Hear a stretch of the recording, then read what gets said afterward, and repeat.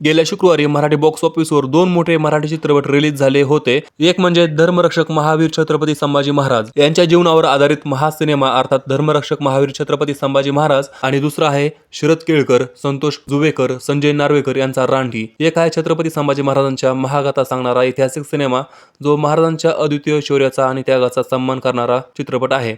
हा चित्रपट म्हणजे महाराष्ट्राचा महासिनेमा आहे आणि दुसरा ॲक्शनपट रानटी चित्रपट नावाप्रमाणे हिंसक आणि त्याहून अधिक ॲक्शनने भरलेला आहे। मराठी सिनेमात आजपर्यंत कधीही न पाहण्यात आलेला दिग्दर्शनाची शैली, थरारक ॲक्शन, जबरदस्त पटकथा हे रानटी चित्रपटात पाहायला मिळणार आहे। दोन वेगवेगळ्या जॉनरचे चित्रपट रिलीज झाले आहेत।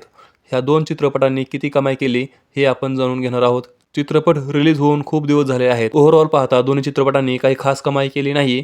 दोन्ही चित्रपटांकडून अजून चांगल्या कमाईची अपेक्षा होती। पाहूया या चित्रपटांनी नक्की किती कमाई केली आहे। रानटी ह्या सिनेमाचा विचार करता या सिनेमाने दिवसागणी केलेली कमाई पहिल्या दिवशी चित्रपटाने 20 लाख, दुसऱ्या दिवशी 21 लाख, तिसऱ्या दिवशी रविवारी 27 लाख कमाई केली आहे।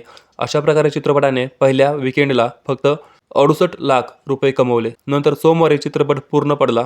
सोमवारी चित्रपटाने 7 लाख कमवले आणि मंगळवारी कमाई घसरून 5 लाखांवर आली।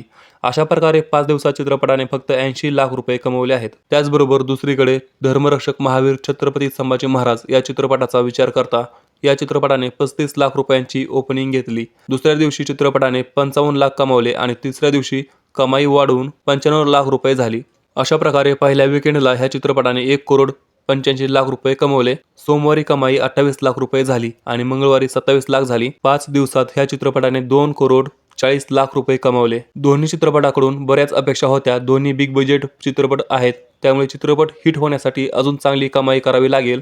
दोन्ही चित्रपटही चांगले बनवले गेले आहेत। नंतर गुरुवारी 25 लाख रुपये कमाई झाली। अशा प्रकारे चित्रपटाने पहिल्या आठवड्यात 2 कोटी 92 लाख रुपये कमवले होते। तेव्हा चित्रपट पुढे कसा कमाई करेल याबद्दल काळजी लागून राहिली होती। मात्र सिनेरसिकांनी यावेळी निराशा केली नाही। दुसऱ्या आठवड्यातील कमाईचे आकडे सुखद धक्का देणारे होते। खरी कमाई दुसऱ्या आठवड्यात सुरू झाली। दुसऱ्या शुक्रवारी चित्रपटाने तिप्पट कमाई करत 90 लाख रुपये कमवले। शनिवारी कमाई आणखीन वाढून 1 करोड झाली। रविवारी बॉक्स ऑफिसवर चित्रपट हाऊसफुल झाला आणि चित्रपटाने तब्बल 1 कोटी 40 लाख रुपये कमवले। अशा प्रकारे दुसऱ्या आठवड्यात चित्रपटाने फक्त 3 दिवसात 3 कोटी 30 लाख रुपये कमवले। या 3 दिवसातच सिनेमाने पहिल्या आठवड्याच्या कमाईला मागे टाकले। हाच ट्रेंड पुढे सोमवारी कायम राहिला आणि दुसऱ्या सोमवारी, मंगळवारी आणि बुधवारी अशा प्रकारे प्रत्येक दिवशी सिनेमाने 30 लाखाच्या वर कमाई करून हा चित्रपट लंबी रेस का घोडा आहे हे सिद्ध केले आहे। 13 दिवसात सिनेमाची एकूण कमाई 7 करोड 25 लाख झाली आहे। चित्रपटाने फक्त 10 दिवसात फुलवंतीच्या कमाईला मागे टाकले।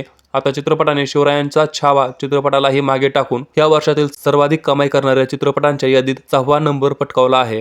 पुढे येणाऱ्या दिवसात चित्रपट अजून चांगली कमाई करून 10 कोटी आणि 15 कोटीला लवकरच ओलांडणार आहे, असे एकूणच ट्रेंडवरून दिसत आहे। मराठी फिल्म इंडस्ट्रीसाठी ही खूप चांगली गोष्ट आहे। चांगल्या चित्रपटांना मराठी सिनेरसिक डोक्यावर घेतात हे यावरून दिसून येते। आशा आहे महाराजांवर बनवलेला हा सुंदर चित्रपट पुढे येणाऱ्या दिवसात रेकॉर्ड कमाई करेल। मात्र आताच प्रदर्शित झालेल्या पुष्पा 2 चित्रपटाने या चित्रपटाचा मार्ग रोखला आहे। चांगले स्क्रीन आणि प्राईम टाइमचे शो पुष्पा 2 चित्रपटाला देण्यात आले आहे, म्हणून निर्मात्यांसमोर अडचणी निर्माण झाल्या आहेत। आता पुढे चित्रपट कसा चालेल अशी भीती निर्माण झाली आहे। मराठी चित्रपट चांगला चालत असूनही हिंदी आणि साऊथ चित्रपटांना स्क्रीन देण्याचा प्रकार सारखाच चालू आहे। या चित्रपटाच्या बाबतीतही असेच घडताना दिसत आहे। त्यामुळे पुढे चित्रपटाच्या कमाईत घट होणार आहे। हा चित्रपट निर्मात्यांसाठी फार मोठा धक्का आहे, कारण चित्रपट नुकताच गर्दी खेचत होता, त्याचवेळी चित्रपटाच्या स्क्रीन कमी करण्यात आल्या आहेत। मित्रांनो, तुम्हाला काय वाटतं ह्याबद्दल आम्हाला खाली कमेंटमध्ये नक्की सांगा आणि आपला जर व्हिडिओ आवडला असेल तर आपल्या चॅनलला सबस्क्राईब करायला विसरू नका। आपण भेटूया पुढच्या व्हिडिओमध्ये। तोपर्यंत जय हिंद, जय महाराष्ट्र।